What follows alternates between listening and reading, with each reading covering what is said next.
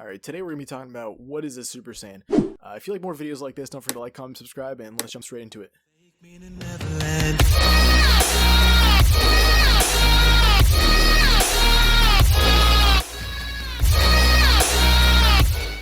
The Super Saiyan is a very interesting landmark in the sense that it has been set as one of the pinnacles of transformations, and in a sense it's almost become like a threshold for other anime transformations.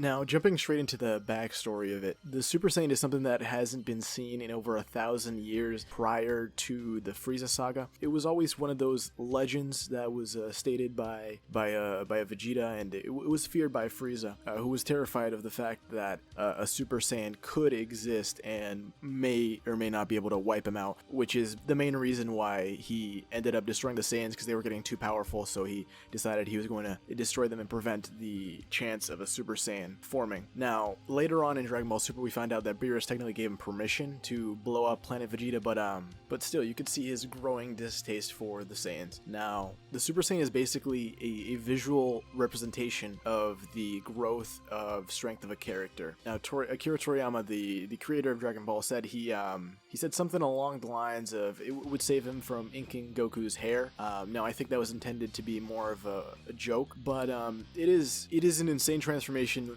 which is like nothing seen before, except for maybe Sonic. In Dragon Ball, the closest thing beforehand was the Kaioken, which was a multiplier technique, not necessarily a transformation, that multiplied the user by however many times they stated out loud, like Kaioken times 2, 3, 20. The default Super Saiyan has a multiplier of 50 times, which puts them at an insane amount of power when you're throwing power levels into this, right? That's why Akira Toriyama ended up scratching the power levels, because the multipliers in the Super Saiyan just became too ridiculous. Now, once we start analyzing the Super Saiyan, basically it has a bunch of visual differences from the base form. Usually the base form of the Saiyan will be black hair, black eyes, but when they transform, they develop a blondish, whitish hair color. It became darker blonde as the series continued for our artistic preference. The eyes are also drawn differently depending on the character. Like Goku, he usually has some very happy, open eyes, but the Super Saiyan, the eyes are always outlined to kind of show the anger that is usually required to get this transformation. Now let's talk about the prerequisites, let's put it that way,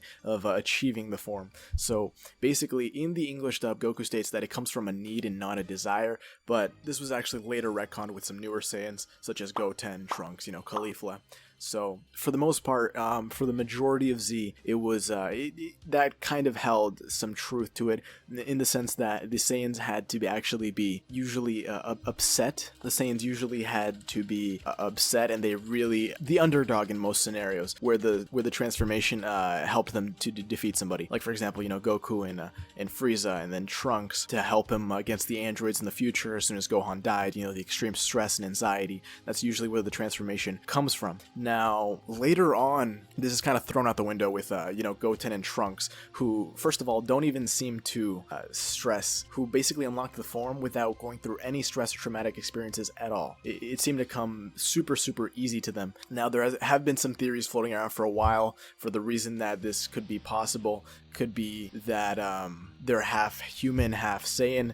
This is not entirely true, because Gohan still struggled to unlock the form, and he had literally needed to go into the hyperbolic time chamber with the goal of achieving the form in order to unlock it. Goten and Trunks, I don't know, really, I think it's just some lazy writing that happened later down the road. In the Universe 6 Saiyans, that was also some very lazy writing, even though the Universe 6 Saiyans have their own anatomy, like in the sense that they evolved differently from the Universe 7 Saiyans, where they evolved away from having a tail and became less aggressive, kind of settled down. They were not these galactic warriors in a sense that where they fought for Frieza. They kind of fight for peace now. And they didn't move to Planet Vegeta. I believe they're still on a planet, called Planet Plant. Usually Super Saiyans are achieved by Saiyans who are already insanely strong right off the bat. I think that's pretty consistent, like across the board. Even Goten. I think Trunks is a little bit stronger than him, so I would say he's probably one of the weakest Saiyans still managed to achieve Super Saiyan. But in comparison to other characters in the show, Goten kind of blows them out of the water. You can see him competing with Cell Juniors, which is a perfect Cell Juniors who probably have not gotten any stronger since the Cell games, so they were kind of dominating all the other Z fighters, and Goten and Trunks can compete with them. It's in the manga, and I believe it's in the manga, and I don't remember exactly if it's in the anime, because I know they're kind of something interesting about Dragon Ball Super is that it follows two little different discontinuities with the manga and the anime. But with that aside, the Super Saiyan huge multiplier, kind of necessary in the battles later on. Now there are some extensions to this form which I'm going to talk about in some other videos, but one that I think is relevant to conclude this video is basically the fact that you can master the Super Saiyan form, which is what Goku and Gohan did in the hyperbolic time chamber when they stayed there for I think about a year. Basically what happens is that you can see kind of some of the rage let go as they're kind of making Super Saiyan their base. Not actually, but before Super Saiyan used to be more temporary, but they stayed in it and trained it and mastered it to the point where there was no longer any stress when in the Super Saiyan transformation.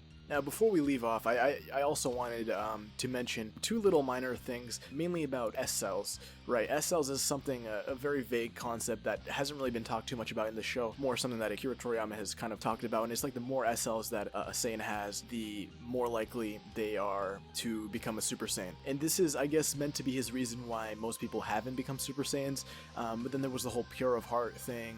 So there's been a lot of retcons here and there, and even the Universe 6 Saiyans say that there has to be there was a tingly feeling in their back. We're not really sure what that's about. It could be relevant to S-cells, the more scientific, I guess you could say, side of the Dragon Ball Saiyan transformation. But yeah, I think I'm gonna leave it there. If you guys like this video, don't forget to like, comment, subscribe. If you want me to make more videos like this, just let me know, and I'll catch you in the next one.